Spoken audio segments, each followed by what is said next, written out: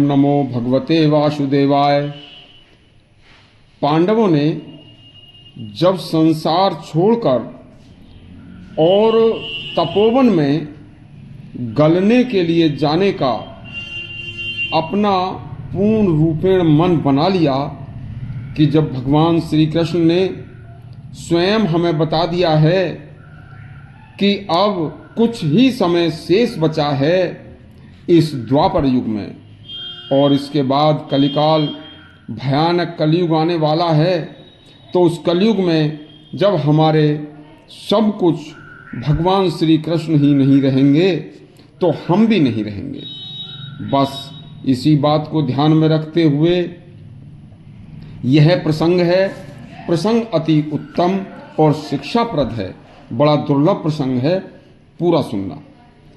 महाभारत के युद्ध के बाद पांडवों ने 36 वर्ष तक हस्तिनापुर पर राज्य किया था तथा भगवान श्री कृष्ण भी पांडवों को यह बताकर द्वारिका चले गए थे कि अब कुछ महीने ही द्वापर युग में बचे हैं और इसके बाद कलयुग आने वाला है। हे पांडवों, अब आप अपने पोते परीक्षित को राजधर्म सिखाकर और उसे विधिवत तरीके से सिंहासन पर बैठाकर स्वयं भी संसार छोड़कर तपोवन जाने की तैयारी में लगो। भगवान की यह बात सुनकर युधिष्ठिर ने अपना पूरा मन बना लिया कि अब हमें भी परीक्षित को तैयार करके राज्य के लायक, राजा बनाने के लायक इसको उपदेश देकर यह संसार छोड़ने का अपना अच्छा पूरा हमारा विचार है।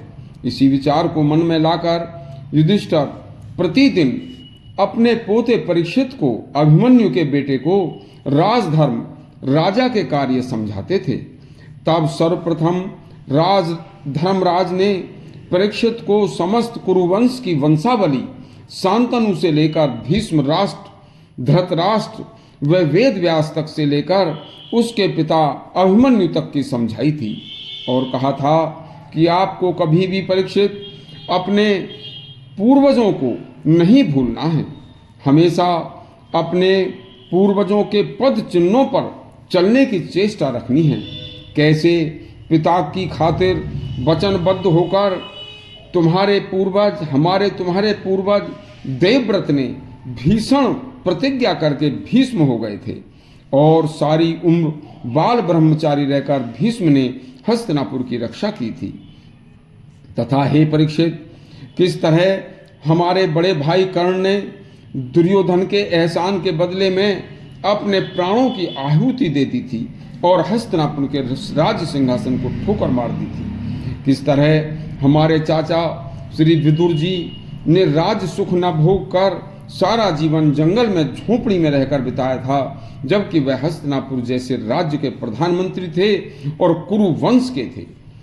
देखो, इसी प्रकरण में एक तुम्हारे पूर्वज घटोत्कच ने कैसे अपने प्राणों की आहुति दी थी और किस तरह वचनबद्ध होकर एक तुम्हारे भ्राता बर्बरीक ने भगवान श्री कृष्ण से वचनबद्ध होकर अपना शीश काटकर भगवान श्री कृष्ण को अर्पण कर दिया था।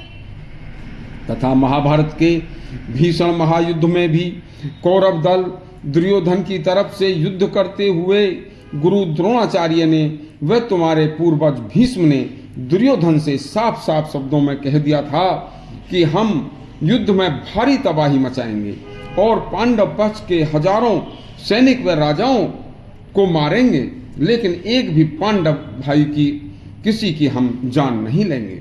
देखिए, और इस वचन के कारण भीष्म और द्रोणाचार्य को दुर्योधन के बहुत कटु वचन भी सुनने पड़ते थे। हे परीक्षित, तुम पांडवों के इकलौते अंश बचे हो। कभी भी तुम यदि किसी कारणवश वचनबद्ध हो जाओ तथा अपने दिए वचन का पालन अवश्य करना, यह क्षत्रिय का धर्म होता है। हे परीक्षित, क्षत्रिय का धर्म है किसी की चुनौती को स्वीकार करना। देखिए, यदि कोई क्षत्रिय तुम्हें किसी प्रकार की चुनौती देता है तो उसे स्वीकार अवश्य करना, लेकिन यह क्षत्रिय का धर्म है। लेकिन क्षत्रियों में, राजाओं में एक अवगुण होता है वह होता है द्वित कीड़ा का। कभी भी जुआ द्वित कीड़ा के लिए कभी भी किसी की चुनौती स्वीकार मत करना। द्वित कीड़ा जुए की किसी भी चुनौती को स्वीकार करने से हमेशा वंशनाश होता है। हे पुत्र, अपने जीवन में कभी भी धैर्य मत खोना। हम तथा हमेशा ब्रह्म मुहूर्त में शैया त्याग कर ईश्वर का ध्यान करके तथा यह प्रण लेकर उठना कि मैं आज कोई बुरा कार्य कदापि नहीं करूंगा तथा ना ही सोचूंगा, और यह कार्य आपको नित्य प्रतिदिन करना है। देखिए, हमेशा अपने पूर्वजों तथा ईश्वर का ध्यान करके ही अपना कार्य आपको करते हुए पृथ्वी पर कदम रखना है। अपने पिता अभिमन्यु के शौर्य को आप हमेशा याद रखना। क्षत्रिय यदि युद्ध में कभी अकेला भी पड़ जाए तो धर्म की रक्षा के लिए उसे अकेले भी युद्ध करना चाहिए, चाहे प्राण क्यों न चले जाएं।